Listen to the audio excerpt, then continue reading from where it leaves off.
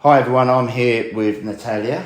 I met Nataliya a month ago today, and Nataliya was founder, would you say, the beginning starter? I was the one who had a spark, an idea.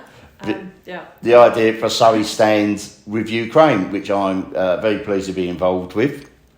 So how did this all start? I know you're from Ukraine. How did you come up with the idea? How did it all start? It wasn't so much as an idea, but when the war started, we were just in shock for a few days. And then, like many people, there was this sense of helplessness. You couldn't do anything, you couldn't stop it. So after a day in shock, I spoke to my family who are in Ukraine, and I said, is there anything you can do? So if I send you money, do you want to see if there's stuff needed, as people started arriving at hospitals injured? So I sent some money to my sister and my mum. They went around and said, there's lots of volunteers have mobilized, people are arriving, they're wounded, and Ukrainian hospitals are not like NHS where you can just walk in and there's bandages and things. Instead, there were just literally nothing, and people were either expected to pay out of their own pocket for being treated with an injury, or people, Ukrainians, mobilized and they were helping. I said, oh, great. So they went and bought bandages, paracetamol, all the basic things. Then our very good friend Roy, he sent some money, and I was like, okay, so there's some money, go and buy more. And then Roy just collected more money from his friends. And then I was brave enough to maybe ask my family and friends, they're like, do you want to give me some money? Because there was like outpour of messages and saying, so sorry to hear what's happening. Is there anything I can do to help? And I wasn't asking for money to start with, but then I said, well, if you want, this is what we are doing. We're sending money, and my sister and mom are buying things for hospital. And then they would send pictures, and straight away we could see what difference it was making. But then obviously our circle has narrowed, and things started, they've started running out of stuff in Ukraine.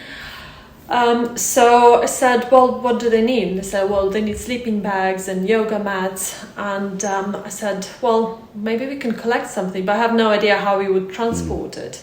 And then I went with a couple of other friends to Balam, to White Eagle, and I was just amazed at outpour of goodness. There were so many clothes and things, and I said to the guys, if I collect a few things in Epsom, will you help us with transport?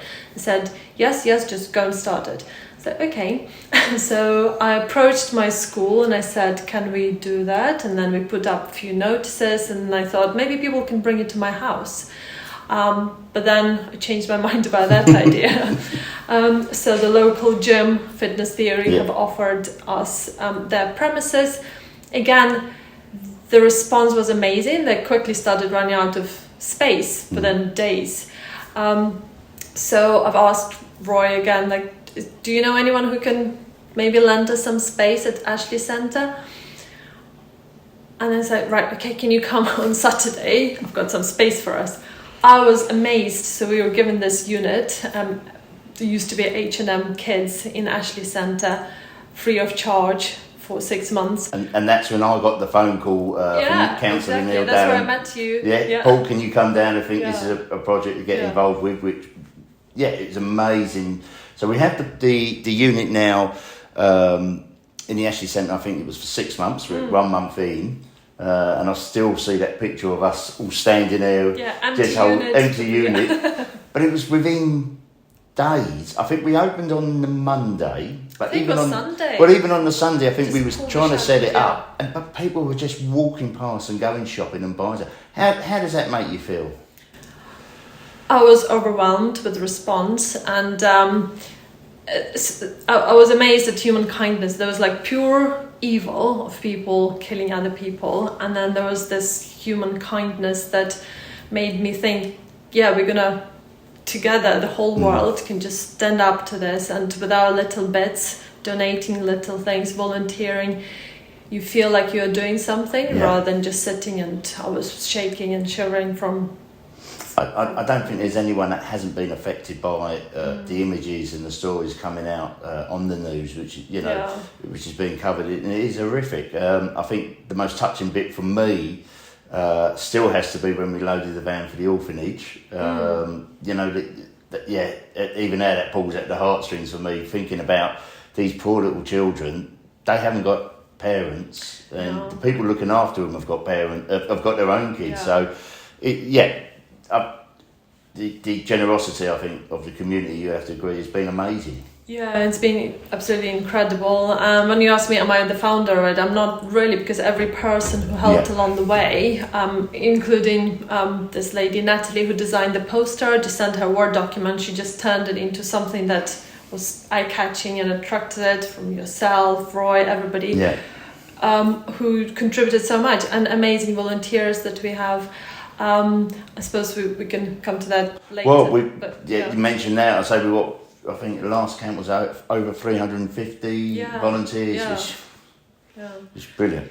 And it's amazing. And so I had 2.5 weeks off work. My job was very kind, so I was there every day. And when I came back to work and you sit and watch news again, I just realized how much the hub, this organization, was holding me up, because I was surrounded by kindness, by compassion, by generosity.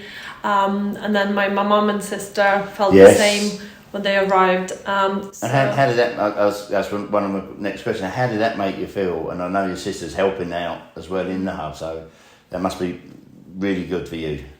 Yeah, it's very good, but when they were coming over, it was different to a normal visit, where it was like, right, okay, let's plan some activities, let's have fun, let's go out. It's different. It's just knowing that the rest of the family are behind, and my brother, who's 18, he couldn't come. My other sister, my other brother, my dad.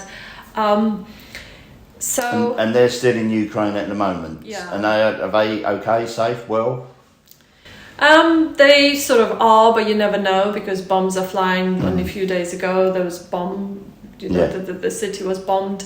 And my friends, we were talking to friends. One has 1-year-old and 5-year-old, and they have to, few times a night, they have to run to the cellar. I just don't even understand. It's so stressful. Even my sister and mum. My sister says I sometimes react to noises, like some bomb or some plane flying. So I think psychologically it has affected everybody. So I can't really say they're okay. But they're just distracting themselves with whatever they're doing. So I say, I've met your mum and I've met your sister. So moving forward, there was a meeting the other day with the Epsom Refugee Network. And I think we're going to put something in plan. What are we looking to do, do you know, to help the refugees? So as I understand, I spoke to Chris Grayling, our MP as well. He was saying whether we can participate with that side of help as well. So there's a Epsom Refugee Network. I think they're working, that's their main task. I have set up a group of all the Ukrainians I met in Epsom. There are quite a few here. So there's that side, and maybe I'll find some contacts in Poland or in Ukraine who know people who need help and try and put them together. So that's one side. Another side, in terms of hub, as people start arriving, as I know with my mum and sister, they just arrive with a little suitcase, and then you think, oh, it's warm now, so we just have winter clothes, and what do we do? So when people arrive, I think it would be helpful for us as a hub to maybe refocus a little bit. And while we didn't accept clothes before, maybe we will accept very particular clothes. So we say there's a 9-year-old girl who needs this size, and there's this person, because we just don't have logistics to deal with lots of clothes. And in Ukraine, there is no need for clothes at the moment. So we can also prepare packages, boxes with toothpaste, shampoo, etc. So when you arrive, you have all these basic things, because as I understand, the government is not really funding anything but I think 350. So I know it sounds really horrible, like creating a welcome pack, so the basic needs little packs. and maybe some vouchers to buy a few things, maybe even some food. So that's something we haven't thought through, but we will. And I know we're going to have a meeting at some point to work that out, and it seems a natural progression for the charity moving forwards to not only help those in Ukraine, we can't forget those out there, but also those arriving here. Yeah. And I think you know, are you seeing donations actually slowing down at the moment in the hub? Yeah, they certainly are. So we were collecting very specific items such as sleeping bags, etc. And I think people, if they had it and they were able to donate, which is very generous and great, they probably don't have those items anymore. So maybe if we refocused a little bit, I would hope that people would want to help, but whatever they can. And I think moving forward with the refugees, I think anyone wants to help a family that are in need. And as I say, the population has shown their generosity at the earlier stages. So how can people help? What else can people do? Is there, apart from the donations, is there anything else that people can help with?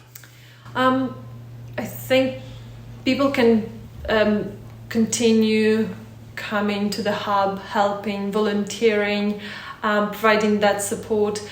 We really need people to help with refugees as well, because I personally have very limited time with a small kid and a full-time job. And also donations, maybe spreading the message, spreading our website, sharing it, liking it, because there's still big need of items that we have on our website. We have key items that we need. And those people who wanted to donate clothes and food, and we were advising them back. Yeah, we want it back. Now we do want. And if anyone has connections with charity shops, local charity shops, for example, maybe we can utilize their sort of facilities and capability to sort things into sizes. We're not set up like that at the moment. No. So as we evolve, we need that side of volunteering, and obviously donations and help and support, and maybe not forgetting that the bombs are still flying, people are still dying, and although it's not so much in the news, I mean, it's impossible for human to constantly follow it, because it's just going to break you, but not forgetting that it has to stop. Well, we'll put all the links in the comments section on this to the Facebook page and to the website, so where people can go and donate and see what are needed, and that will be changing constantly because of what we're looking to do with the families coming over. Yeah, we are very agile charity. We just literally talk to Ukraine, to people who are coming here and seeing what's needed and just adjust it, because big charities are wonderful, but they may not be as flexible. Yes, and as I say, the responses we keep repeating on it has been amazing. Incredible. Is there anyone, and please forgive if we miss anyone out, and you know who you are, but is there any message you want to put out there, to a message of thanks to anyone at all? Or obviously Roy, our friend. Yes. Neil, our local councillor. David, the manager of Ashley Centre. Yeah. Without him, we wouldn't have had this platform. Yourself, you've been really key to this process. I would like to thank our volunteers, David in particular, Lisa. Everybody has been so amazing. And I mean, there's so many people, Kim and Pinch and Lionel. Lionel, of course. Without him, we wouldn't be able to have this. We won't even be able to have a shop without him. And I think it is. There are so many people. There's so many people. Anne-Marie's now doing all the fundraising. But everyone you speak to just wants to help and get involved. And my school, Wallisfield School, and Nataliya, who designed the poster and things, and gosh, there's so many people. It is, and I think that's the beauty of what's this is. We've had 2 years of pandemic, which has kept a lot of us away, and we all thought we were heading out of that and everything's going to be rosy, and then next minute we now get this going on, which, you know, it's in Europe, it's not far away. The vans that are leaving us on a Saturday are getting there on a Sunday, and it's just it seems the world has gone crazy. And to add, so and Chris Grayling obviously he's been very supportive, but most of all, what's amazing is when I speak to Ukraine, people who are recipients, I don't know everyone, but people who receive all these gratitude, and just they're amazed at what we're doing, and that it gets to them straight away. So it's so rewarding to know that you are participating in something, and you're doing something a little bit, like somebody said, we're like little ants fighting for what's valuable in life. Nataliya, it's been wonderful speaking to you. I know we speak quite regularly, thank you very much for agreeing to sit down with us and talk about this, which is a hard topic to talk about, but it's been very helpful. And please look at the Facebook page, look in the comments, look at the website. We do need your help constantly with this, and it is changing weekly, if not daily. Thank you very much for watching. Thank you all.